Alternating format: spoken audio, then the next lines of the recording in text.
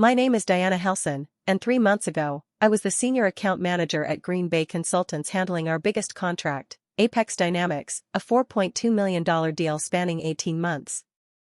I'd cultivated that relationship for 9 months.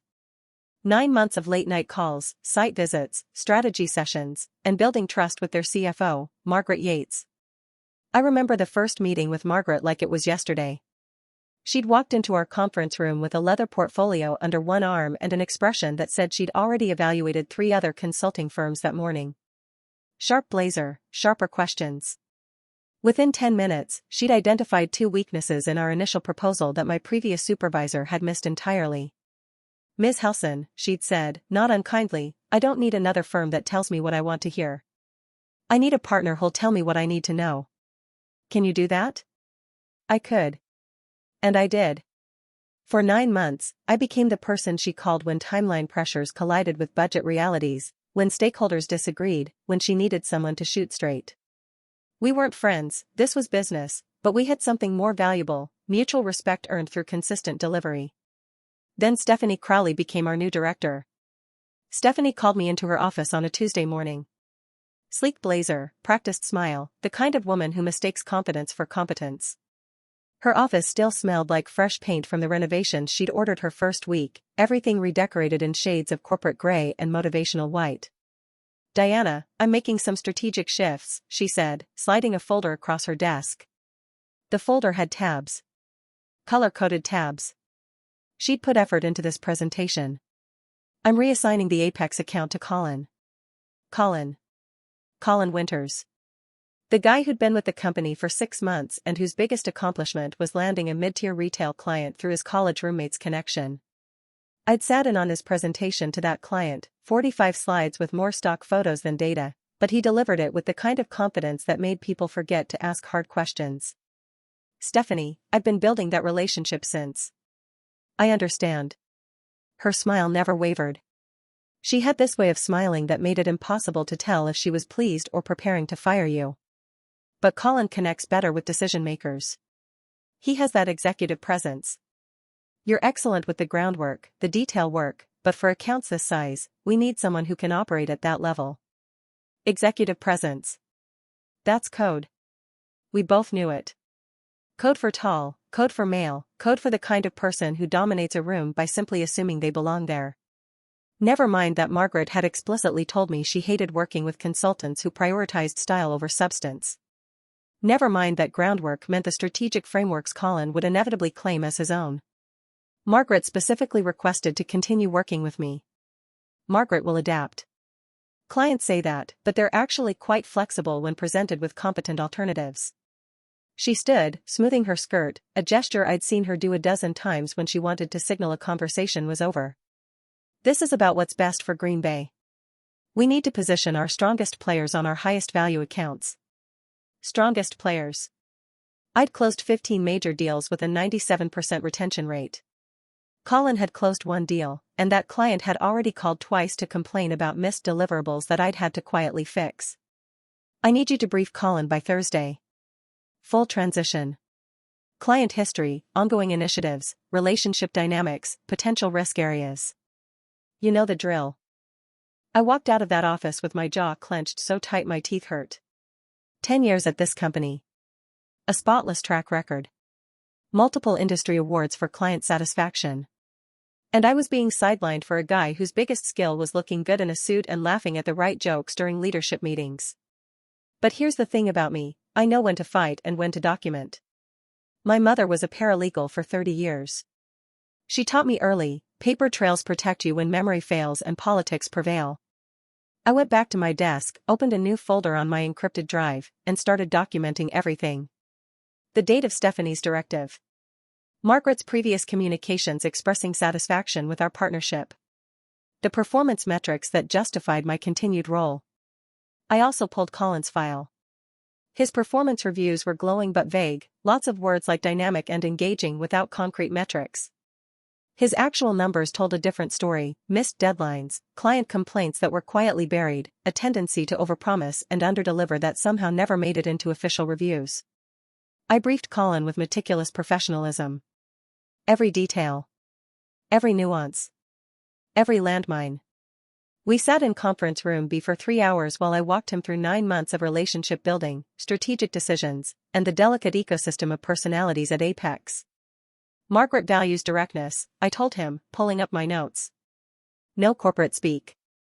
She'll respect you if you're honest about limitations. Last month, when we hit a snag with the implementation timeline, I called her immediately and proposed 3 alternative approaches. She appreciated the transparency. He nodded, barely taking notes. His notebook sat open on the table with maybe 4 bullet points scrawled across the first page. Meanwhile, I was handing him a 40-page transition document with client preferences, communication styles, technical specifications, and relationship history. The pricing structure has 0 flexibility, we've already negotiated to our minimum threshold. If they push back, you redirect to added value, not discounts. We're at $4.2 million because that reflects actual costs plus reasonable margin. Anything less and we're operating at a loss. Got it, got it. He glanced at his phone. Colin, are you absorbing this? Diana, I appreciate the detail, but I've been managing executives since my consulting days at, he named a firm I'd never heard of, I know how to handle powerful women. The key is establishing authority early, showing them you're the expert. They respond to confidence. That phrase. Handle powerful women.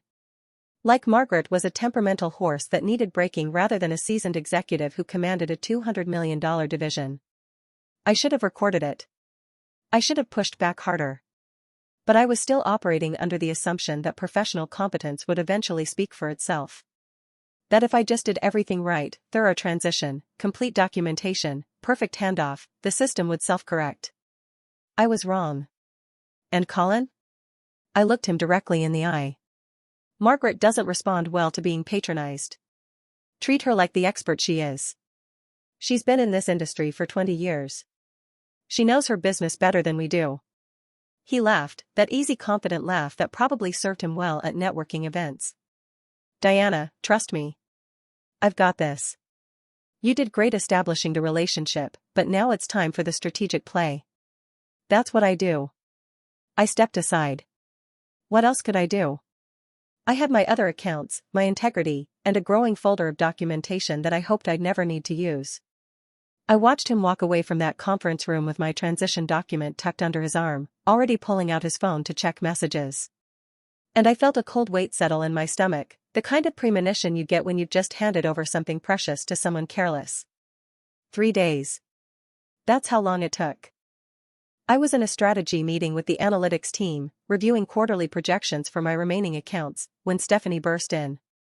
Her face was pale, that practiced smile completely gone. Her hair, usually perfectly styled, looked like she'd been running her hands through it repeatedly. Diana, I need you. Now.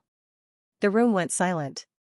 Everyone looked at me, then at Stephanie, calculating what crisis could make a director interrupt a senior staff meeting. We rushed to her office. She closed the door, leaned against it, actually leaned against it like her legs might give out. Apex terminated the contract. The words hung in the air like smoke after an explosion. For a moment, I couldn't process them.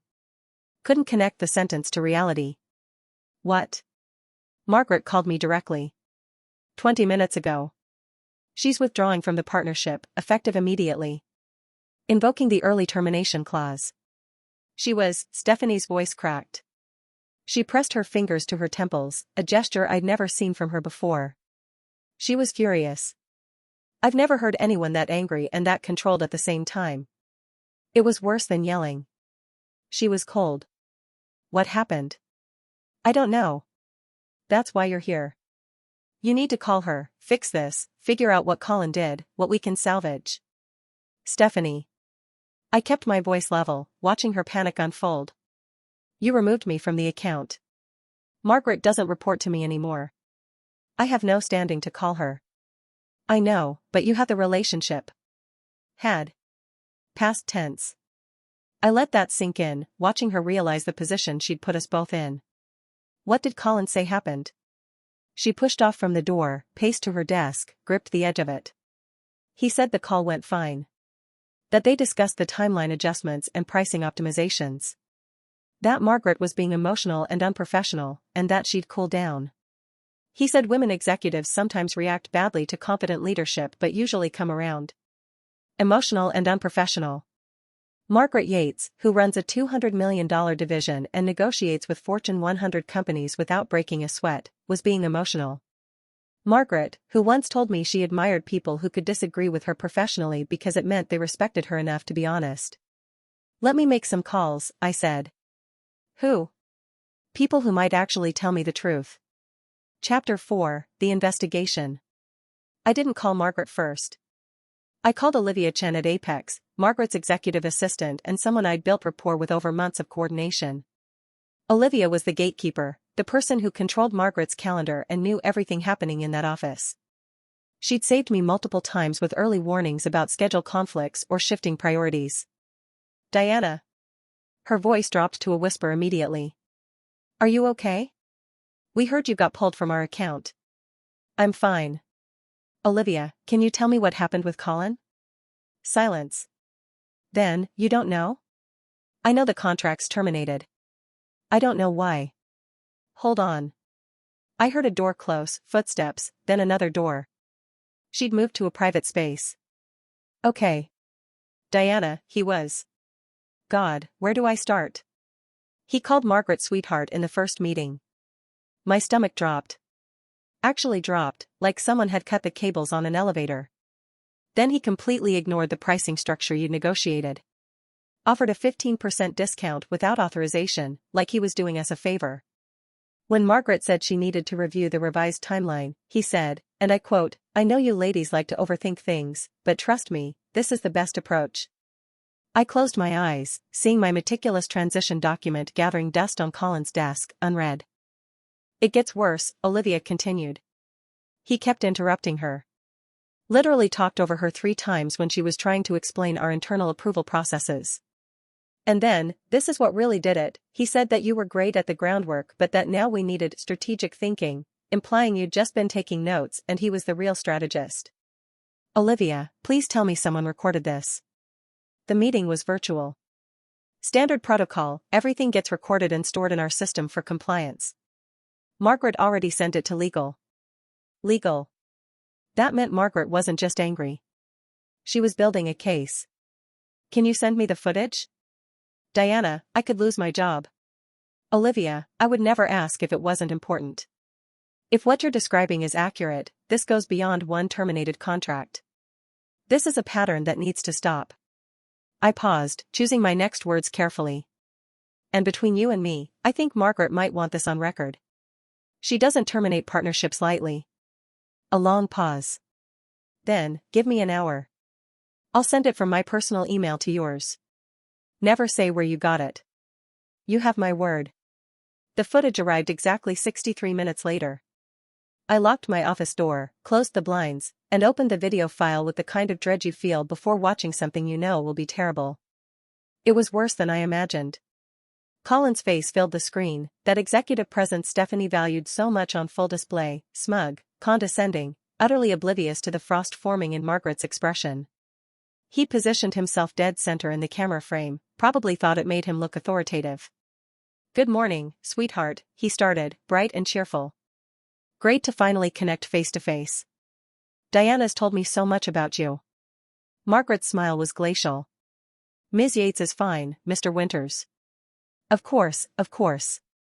Margaret it is. He completely missed, or ignored, the correction.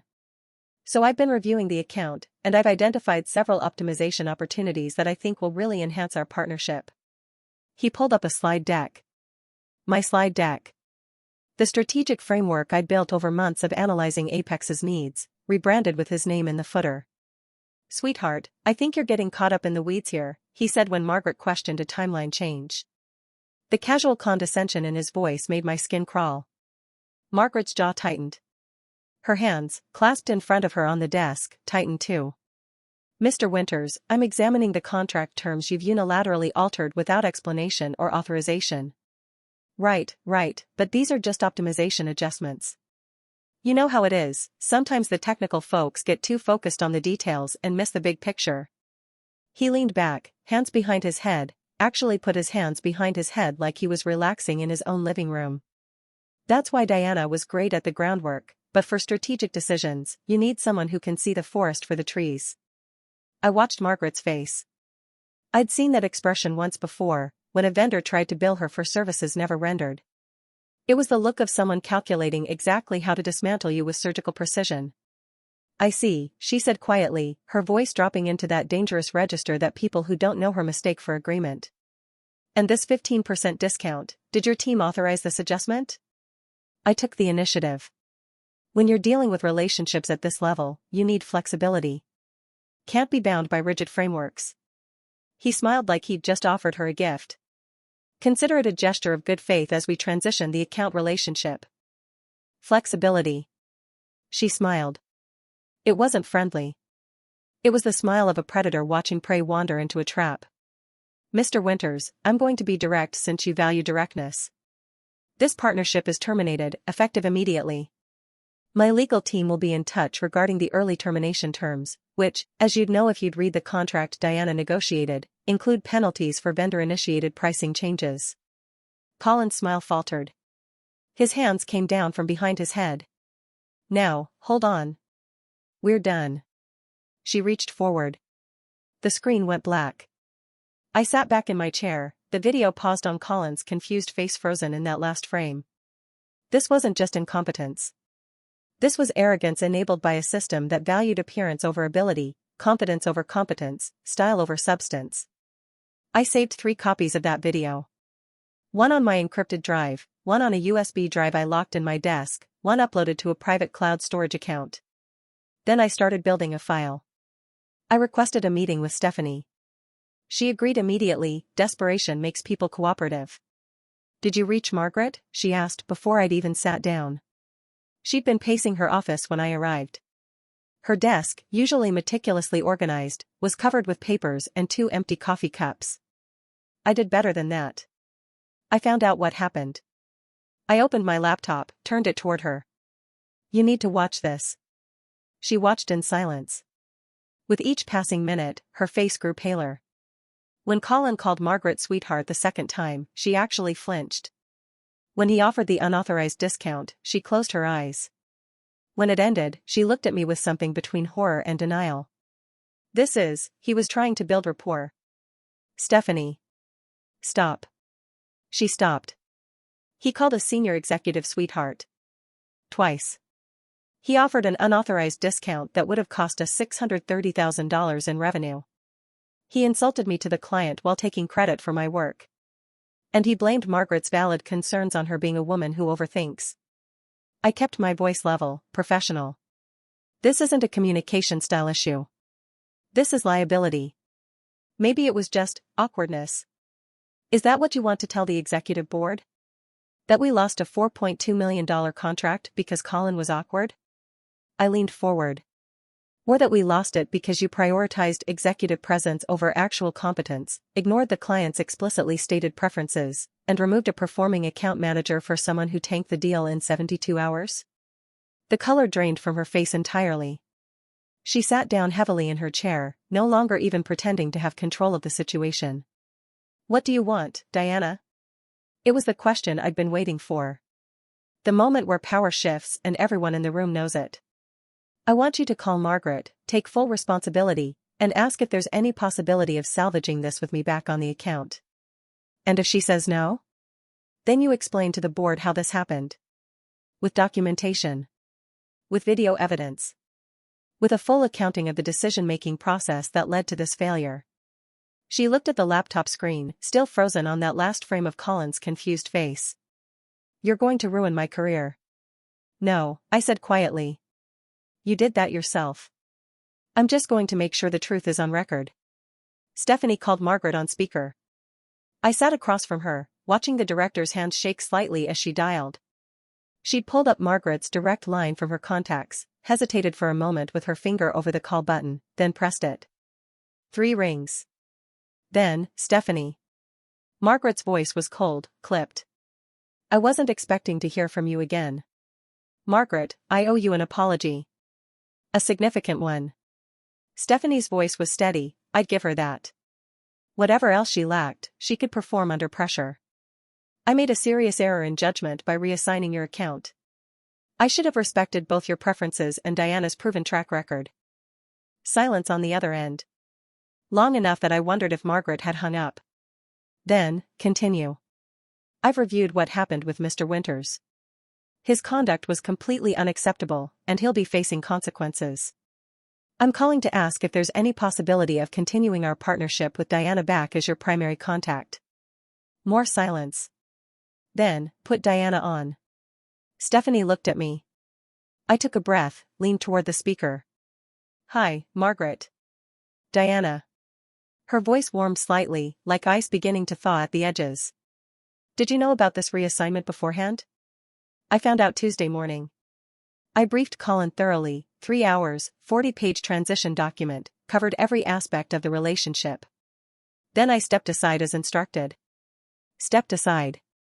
She laughed, but there was no humor in it. It was the laugh of someone who'd seen this pattern too many times before. You know what bothered me most about that call? He took credit for your work while simultaneously explaining why you weren't good enough. The strategy framework he presented? That was yours. I recognized your analysis style, your approach to data visualization, even the specific phrasing you use when you're building a business case. But apparently, you only do groundwork. My throat tightened. Margaret. I terminated because I won't work with people who don't respect talent, Diana. And I won't work with companies that don't value the people who actually do the work. She paused. I could hear papers rustling in the background, the sound of her office.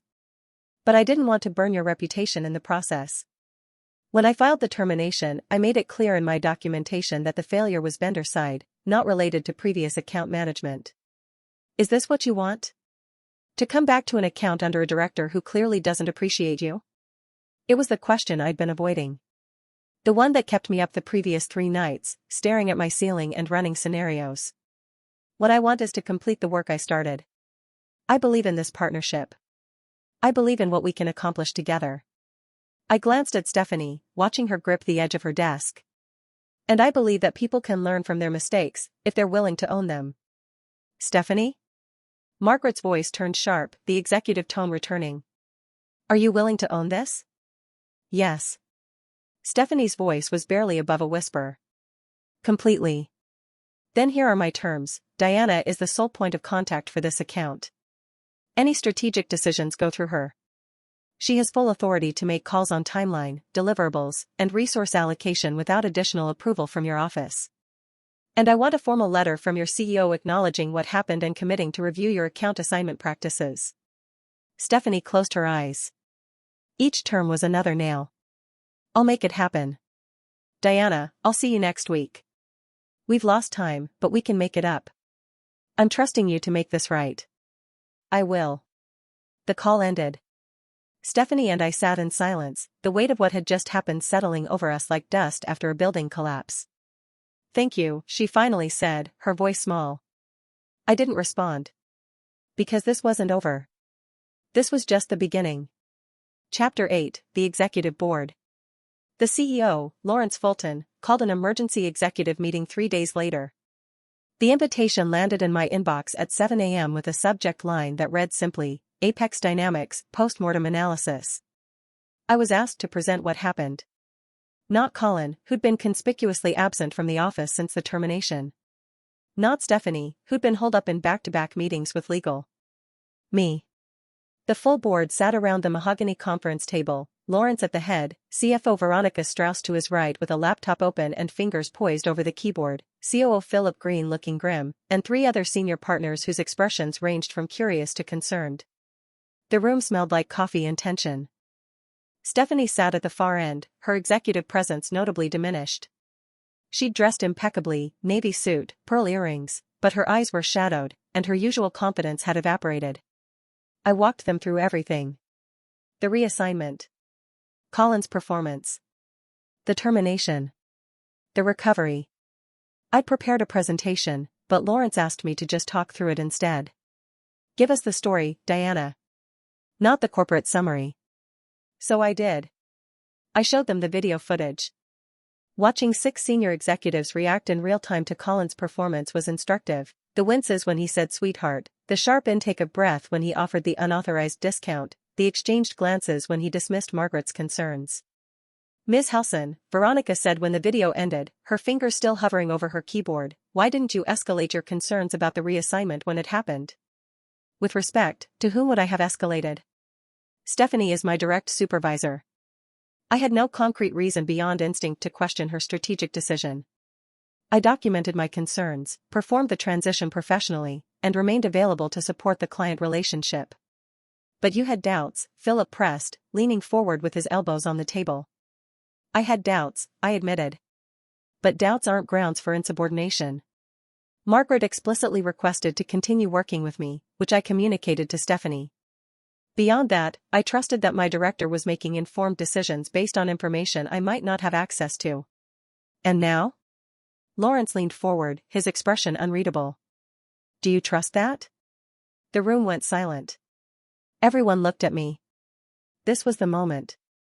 The political move would be to deflect, to say it was a learning experience for everyone, to preserve the hierarchy and smooth over the conflict with corporate platitudes about growth opportunities. But I was done with political moves. No, sir. I don't. I looked directly at Stephanie. Her eyes met mine, then dropped. Because this wasn't an isolated mistake. Stephanie prioritized optics over outcomes. She made an assignment based on bias rather than performance metrics. And when it catastrophically failed, her first instinct wasn't accountability, it was to have me fix her problem while she maintained deniability. Stephanie's face flushed. That's not. You asked if I'd reached Margaret before you told me the contract was terminated. You wanted me to salvage the relationship without acknowledging your role in destroying it. I kept my voice level, factual. That's not leadership. That's damage control. Diana, Lawrence started. I'm not finished. I pulled out another folder, this one significantly thicker. I've been with Green Bay for 10 years. In that time, I've landed and maintained 15 major accounts with a 97% retention rate. My client satisfaction scores average 4.8 out of 5. I've mentored 6 junior account managers, 4 of whom are now senior staff. But in the past 18 months under Stephanie's leadership, 3 of those accounts were reassigned to newer staff with better executive presence. 2 of those clients have since reduced their contracts by a combined $1.8 million. The third is currently in renegotiation after missing key deliverables, and their CEO has privately indicated they're exploring other vendors. I slid the folder across to Lawrence. Inside was everything: performance data, client feedback, timeline analyses showing declining metrics correlated with Stephanie's reassignments. This is a pattern, not an anomaly. And if we're serious about performance-based advancement, that pattern needs to be addressed. The board meeting ended with no immediate decisions. That's how these things work, everything happens in private conversations afterward, in phone calls between executives, in carefully worded emails with legal reviewing every sentence. But things started shifting quickly. Colin was terminated within a week. Performance issues, the official statement said, language carefully crafted to avoid liability. The real reason circulated in quieter channels: Green Bay couldn't afford the liability of keeping someone whose incompetence cost them millions and whose behavior bordered on actionable harassment. I heard through the office grapevine that he'd actually argued against the termination, claimed he was being scapegoated for Stephanie's poor management. He wasn't entirely wrong, but he'd still made every disastrous choice in that meeting himself. Stephanie started avoiding me in the halls. When we did interact, her practiced smile was gone, replaced by something harder. Cornered. She looked like someone watching her career circle the drain in slow motion, powerless to stop it. Her meetings with leadership increased. I'd see her being called into Lawrence's office, into Veronica's office, emerging each time looking more diminished. The Whisper Network, that invisible communication system that exists in every organization, started buzzing. People noticed when directors get repeatedly summoned upstairs. They notice when those directors stop participating in strategic planning meetings. Then, 2 weeks after my presentation, I got called to Lawrence's office. His assistant, Gerald, smiled at me as I approached. He's expecting you. Go right in. Lawrence's office occupied a corner of the top floor with floor-to-ceiling windows overlooking the city. He was standing at one of them when I entered, hands in his pockets, looking out at the skyline. Diana, sit. I sat in one of the leather chairs facing his desk. He turned, walked over, but didn't sit. Instead, he leaned against his desk, arms crossed, studying me with the kind of attention that made me understand why he'd built this company from 12 people in a rented office to 300 staff across 4 locations. I want to be direct with you.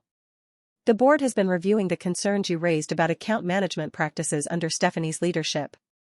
And we've identified significant patterns of subjective assignment criteria that don't correlate with performance outcomes. In several cases, including yours, high-performing staff were sidelined in favor of individuals who presented well in meetings but couldn't execute. He paused. We also found that client complaints and contract reductions increased notably in the 18 months since Stephanie took the director position. What does that mean for Stephanie? Lawrence's expression was carefully neutral, the face of someone who'd made difficult decisions and learned to live with them. Stephanie has been offered a transition to a non-management advisory role. Reduced responsibility, maintained salary for 6 months to ease the transition, opportunity to rebuild her reputation through individual contributor work. She's declined. Her resignation is effective at the end of the month. I absorbed that. A director, gone. Not fired exactly, but forced out through a combination of evidence, consequences, and the impossibility of maintaining authority after such a public failure. The board would like to offer you the director position. My heart stopped. Actually stopped for what felt like several seconds before lurching back into rhythm. Sir. You've proven you understand client relationships, you develop talent, and you're willing to have difficult conversations when they're necessary. Those are the traits we need in leadership. He leaned back slightly, still watching me. But I'll be honest, you'll face resistance. Some people will say you got here by taking down your boss. That you were calculating, maybe even opportunistic. You need to be prepared for that. With respect, I didn't take down anyone. I documented failures, presented evidence, and advocated for performance-based standards. If that's controversial, then we have bigger problems than who holds which title. He smiled. Actually smiled, the first genuine expression I'd seen from him. That's exactly why you're the right choice. Do you want the job? I thought about Margaret's question during that phone call, is this what you want? To work under a director who doesn't appreciate you. Now I wouldn't have to. Yes, sir. I want the job. Good. We'll announce it Monday. In the meantime, start thinking about how you want to restructure the account management team. Veronica will send you the current performance data. Use it wisely. Stephanie's last day was quiet. No farewell party, no group cards circulated for signatures, no gathering in the break room with sheet cake and awkward speeches. She packed her office in silence, loading boxes into her car through the side entrance while most of the staff pretended not to notice. I saw her once, carrying a box of personal items past my office. Our eyes met briefly. She didn't say anything, and neither did I. What was there to say? Sorry your career imploded? Maybe next time respect talent over appearance? The silence said everything necessary. I didn't gloat. There was no satisfaction in watching someone's career implode, even when they'd earned it through a pattern of poor judgment and biased decision-making. But I also didn't mourn it. Consequences aren't cruelty, they're clarity. They're the universe's way of enforcing accountability when systems fail to.